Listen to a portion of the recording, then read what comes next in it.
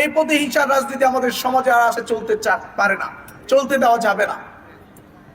যেই রাজনীতি মিথ্যা মামলা দিয়ে একজন মানুষকে জেলে ঢুকায়, যেই রাজনীতি একজন মানুষের কাছ থেকে চাঁদা নিতে শেখায়, যে রাজনীতি আমাকে টেন্ডারবাজি শেখায়, যে রাজনীতি আমাকে দুর্নীতি করতে শেখায়, যে রাজনীতি জুলুমের রাজনীতি, নির্যাতনের রাজনীতি, সেই রাজনীতি আমরা চাই না। এটা পচা রাজনীতি, এটা অপরাজনীতি, এটা হিংসা বিদ্বেষের রাজনীতি। সুতরাং এই রাজনীতি আর বাংলাদেশে চলতে দেওয়া যায় না।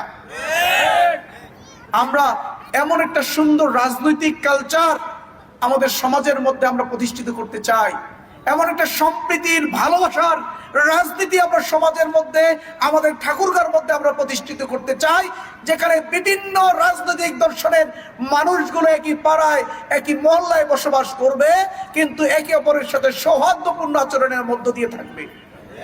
কেউ কারো উপরে জুলুম চালাবে না, মিথ্যা মামলা দেবে না, জমি দখল করবে না, কাউকে ঠকাবে না, কারো উপর নির্যাতন করবে না।